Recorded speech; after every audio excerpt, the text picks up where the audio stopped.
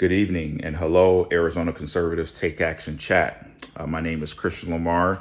I'm making this video especially for you. Many people would like to know more about me as a candidate and my background and so on and so forth, answering some of your questions.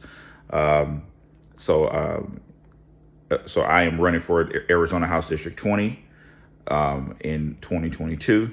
I will be on the primary ballot and on the general ballot. I'm originally born and raised from Detroit, Michigan. I was born at Henry Ford Hospital. I was raised by both my mother and father. My father is a Vietnam veteran. He worked for the city of Detroit, a senior water operator.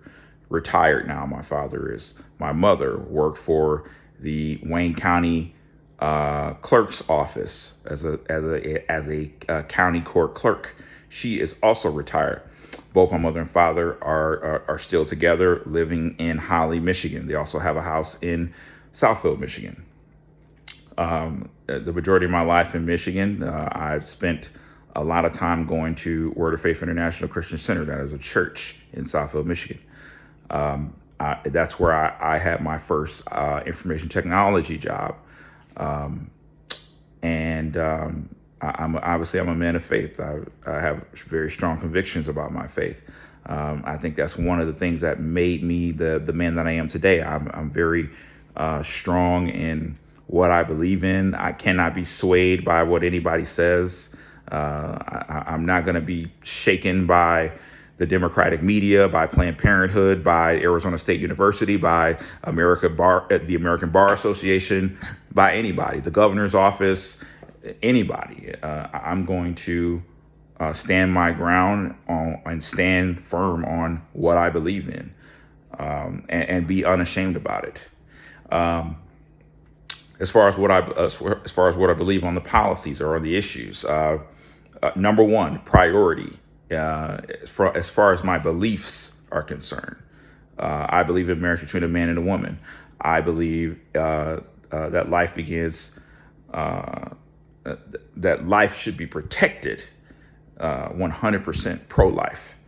I think that's a basic thing, and I think that when people get those two issues wrong, they get a lot of other things wrong. Okay, and so now, what are my priorities from a policy perspective? Well, if you don't have the First Amendment, what do you have? I mean, you can't go anywhere you want to. You can't congregate anywhere you want to. You can't work where you want to. You can't believe in what you want to believe. You can't speak when you want to. And you can't petition the government. So if you don't have the First Amendment, then what do you have? And as we saw in 2020, there are people in the United States in elected office inside of Arizona who wish to take away those fundamental rights. So the First Amendment is going to be a priority for me, and I am going to protect the First Amendment, and I take the First Amendment very seriously. The Second Amendment is very clear. Shall not be infringed. I don't know what part of that a lot of people don't understand, but I'm going to be firm on that. No red flag laws, no exceptions, no orders from the court, from the district's court or the circuit appeals, no retroactive executive orders, nothing coming from the sheriff's office, nothing coming from the city. None of these people or places or jurisdictions have any right to interfere with the Second Amendment. So I'm going to be very firm on that.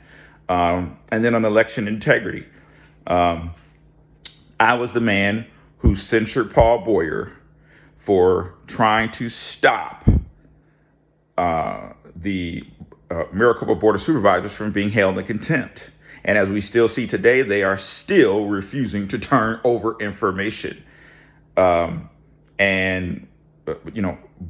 is part of the problem, and quite frankly, I don't understand why other folks are not demanding that the Board of Supervisors be held in contempt and once again force one of these politicians to stop the contempt resolution from being enforced by the Arizona State Senate. But as a practical matter, because Paul Boyer stopped the contempt resolution from passing, he essentially tried to stop the audit. So I mean, I'm not sure why many people think that Boyer didn't do what he actually did. He did stop the audit, and my district was very upset about that. That's why we unanimously censured him. And then I took that censure to the county in Maricopa County in the GOP and got the executive board in the Maricopa GOP to also censure him. I wanted to have the state executive board committee, the AZ GOP, to censure him, but we needed a county chairman to bring the resolution forward for a vote. So that's where I stand on that. From a policy perspective on election integrity, we need to address the signatures. That's something that Karen Fann in the Arizona State Senate, the Republicans, don't want to address. We need to force mandatory in-person or over-the-phone verification for every single signature that is not verified. So if it fails that initial verification, then those signatures must have in-person or over-the-phone verification, period. This issue with duplicate ballots and adjudicating ballots. There should not be a unilateral power inside of the Arizona Secretary of State or inside of Maricopa County or any election official to unilaterally duplicate ballots on election night or after election night. I mean, that is absolutely ridiculous. That needs to be stopped. Some of the more basic things, such as surveillance inside of the precinct. The current state law doesn't allow any recording device. I mean, how in the world are we going to get evidence of voter fraud when we can't record the actual fraud happening? So that has to be changed. Whether it is the citizens who whenever we as citizens reasonably suspect that there is fraud happening, we should be able to take out our phone or whatever recording device we can and capture the evidence. Or if the election workers need to wear body cams on election day, after election day, and until the election is certified.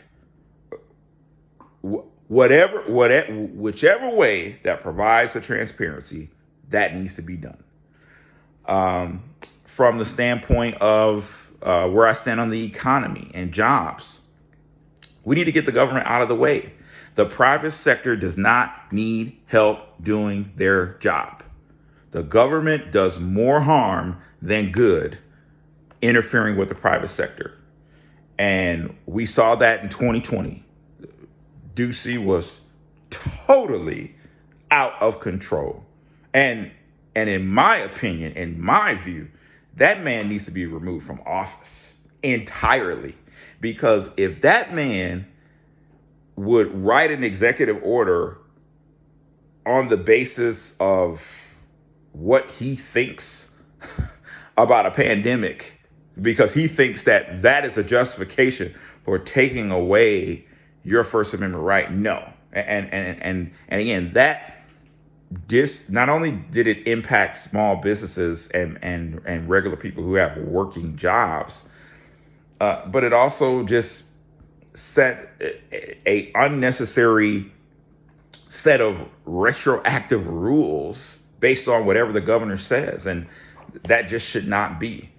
So I'm very, very strong about that, and that's a serious issue. I don't really think people really understand, and when I talk to people about it, I don't think people really understand how serious it is for the government to shut down businesses basically for nothing. I mean, this whole thing, a virus is not a reason to shut down the government. And our state law requires the government to have evidence that individuals have contracted the virus. And you can't get that under the current state law or the federal law. You cannot get someone's medical records unless they give them up, unless an individual discloses that. So that's a serious issue, to have I mean, could you imagine what kind of power the government could have? They could tell us what kind of gas we have to buy, what kind of bank account we have to have, what kind of car we have to drive, what kind of house we have to have. I mean, it, it wouldn't just simply stop at a virus, and that's very, very, very serious. So now to some of your questions. My main focus when I'm going to be elected, main focus is going to be the First Amendment, the Second Amendment, and election integrity. Now, I have some ideas on criminal justice, such as exposing when prosecutors withhold exculpatory evidence. That's a big deal to me. Or let's say if we were talking jobs on the economy, I want to push the ability or incentivize corporations and small businesses to train their workers.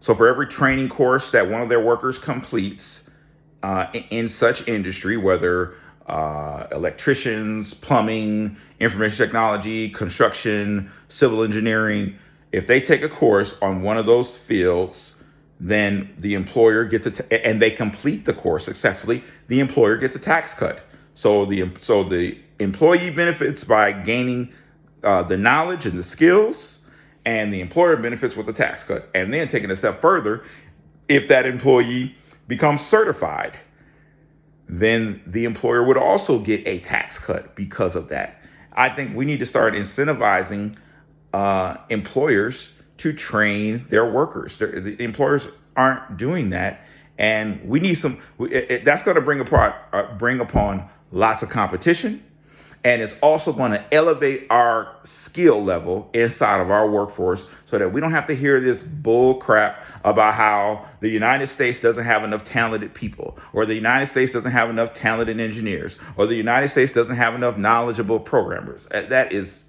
totally ridiculous. So that's something that I'm going to work on. Job training and incentivizing that with tax cuts, so that it will get the employers to start helping their workers to advance. Because what's going to happen is those people who complete courses or get or acquire new skills, guess what? They're going to be eligible for a promotion inside of their company. And when the employer promotes, guess what? That's going to open up a entry-level job, so the next person can come in and get the new job. So that's very important to promote job training and elevating our skill level. And who I'm running against, a Democrat. That's all you need to know. It's going to be a Democrat that I'm running against. Now in the primary, there is a Republican that's running, but he's not even a registered voter in LD20. So, I'll just let you kind of think about that one. And what makes me different than any other candidate? Well, let's think about this for a second. So, I'm the only candidate that has actually shown specific policies as well as specific state statutes that need to be changed on election integrity. I am the only House candidate, and as well as a Senate candidate, who's actually done that. So right there, that sets me apart from other folks. What also sets me apart?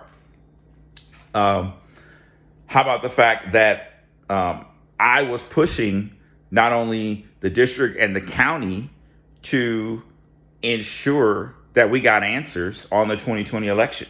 Nobody else was doing that. I was the first Arizona Republican to censure my own state senator for trying to stop the Board of Supervisors from being held in contempt. So right there, that shows that I'm not just taking the status quo. I'm not just accepting what people have to say. And then let me tell you something else that sets me apart. There are a lot of people who have tried to get me to change my stance. There are people, besides people trying to get me to change my stances, there are people asking me to change the name of my campaign because it's called Christian. So right there. That shows I'm not just like any other candidate. And no, I'm not going to just back any group or any initiative unless I know who's running the group, what's the stances of the group, who's going to be in attendance, et cetera, et cetera. I don't just go along with everything. A couple of weeks ago, I was invited to the police law enforcement association event at someone's home, and I turned it down because the plea pack has been seeking to pay police officers to take time to do politics, and that shouldn't be. I think that, again, that shows that I'm not going to just go along just to get along. And a lot of times I get invited to all kinds of stuff. I don't just go along to get along, okay? And when I back someone, I back them because I strongly believe it, not only in that person, but I believe that the person I'm backing has integrity, and they're not going to be shaken, just like I'm not going to be shaken. And that's why I support President Trump so strongly, because no matter what anybody says, that man is not going to be shaken or swayed by anybody, and that's the same type of aggressiveness and being unashamed of my positions or what I believe in or what I'm fighting for. I'm going to have the same exact demeanor, and I don't care.